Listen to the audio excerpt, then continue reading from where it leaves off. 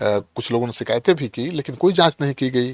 तमाम शिकायतों को नज़रअंदाज करते हुए उन्हीं लोगों को ठेका दे दिया गया, टेंडर दे दिया गया जिन पर आरोप भी थे।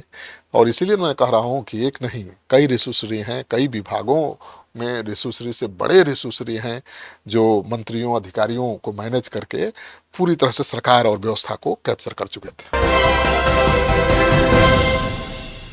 नमस्कार, स्वागत है आपका सिटी पोस्ट लाइव में। मैं हूं मुस्कान। रीशुश्री मामले में ईडी के रडार पर कई आईएएस नगर विकास विभाग से लेकर सचिवालय तक हड़कंप में है। आपको बता दें, बिहार टेंडर घोटाले में ईडी की बड़ी कार्रवाई शुरू हो गई है और आपको बता दें, बुडको और रीशुश्री से जुड़ी 15 निजी कंपनियां ईडी के रडार पर आ गई है। जांच एजेंसियों ने साल 2016 से 2025 तक की जारी की गई सभी टेंडर पेमेंट रिकॉर्ड की कहीं ना कहीं जानकारी मांगी है, जिसके बाद नगर विकास विभाग में बुडको के एमडी से तत्काल रिपोर्ट की तलब की गई है। इस पर बातचीत करने के लिए हमारे साथ मौजूद हैं chief editor Shrikant Pratyush. Sir, पहला सवाल है कि ईडी के रडार पर रीशुश्री के कई करीबी आईएएस अधिकारी आ चुके हैं।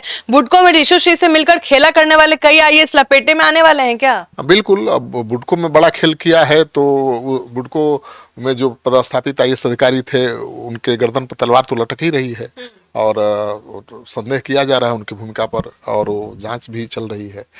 टेंडर घोटाले को लेकर जो ईडी का शिकंजा है अब राज्य की महत्वपूर्ण सरकारी एजेंसी बिहार शहरी आधारभूत संरचना विकास निगम मतलब बुडको पर पूरी तरह से कस गया है।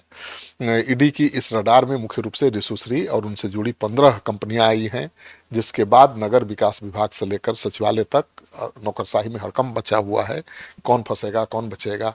ईडी ने नगर विकास विभाग को पत्र लिखा है और बुडको से जुड़ी इन 15 कंपनियों की विस्तृत और गोपनीय जानकारी मांगी है। जांच एजेंसी ने साल 2016 से लेकर 2025 तक यानी पिछले 9-10 सालों का रिकॉर्ड मांगा है। इन कंपनियों को आवंटित ठेकों का डिटेल मांगा है, उनका विभाग के साथ क्या एग्रीमेंट है, उनके प्रोजेक्ट्स की कुंडली मांगी है। तो ईडी का पत्र सामने आने के बाद नगर विकास विभाग में खलबली मची है। विभाग ने बुडको के मैनेजिंग डायरेक्टर से तत्काल प्रभाव से पूरे मामले की विस्तृत रिपोर्ट तलब की है। अब कौन कौन आईएएस अधिकारी थे जिन्होंने रीशुश्री को फायदा पहुंचाया?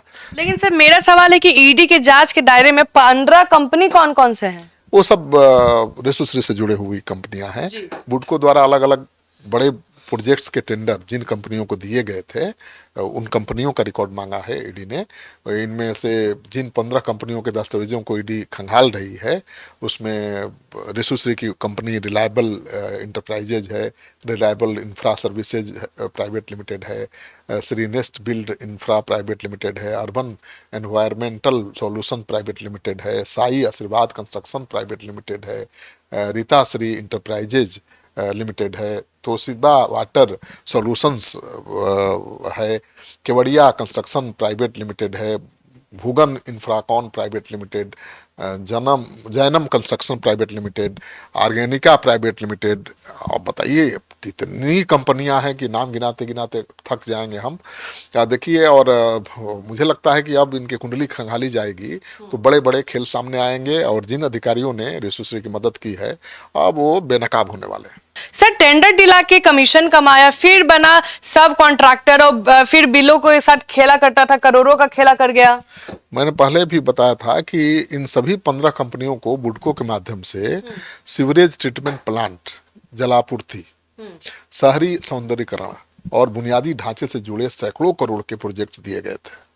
अब ईडी इन कंपनियों के टेंडर आवंटन के दौरान नियमों की अनदेखी की जांच कर रही है।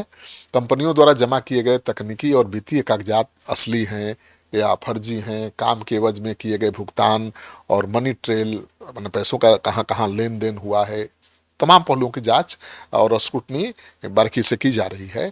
माना जा रहा है कि आने वाले दिनों में बुडको के कई तत्कालीन अधिकारियों और संबंधित कंपनी के निदेशकों पर ईडी का शिकंजा कसेगा।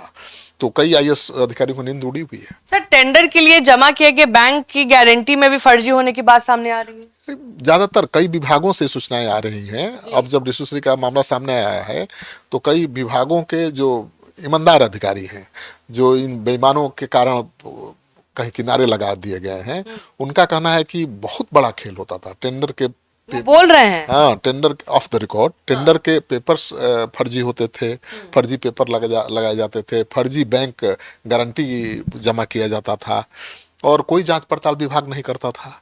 भाई जो पेपर दे दिया मान लिया कि सही है। और कई बार शिकायतें भी आई इस तरह की, कुछ लोगों ने शिकायतें भी की लेकिन कोई जांच नहीं की गई। तमाम शिकायतों को नज़रअंदाज करते हुए उन्हीं लोगों को ठेका दे दिया गया, टेंडर दे दिया गया जिन पर आरोप भी थे। और इसीलिए मैं कह रहा हूँ कि एक नहीं कई रिसुसरी हैं, कई विभागों में रिसुसरी से बड़े रिसुसरी हैं जो मंत्रियों अधिकारियों को मैनेज करके पूरी तरह से सरकार और व्यवस्था को कैप्चर कर चुके थे। तो चलिए, आप सुन रहे थे पूरे डिबेट को, आप क्या सोचते हैं इस पूरे डिबेट को लेकर हमें जरूर बताएं। फिलहाल इस डिबेट में इतना ही।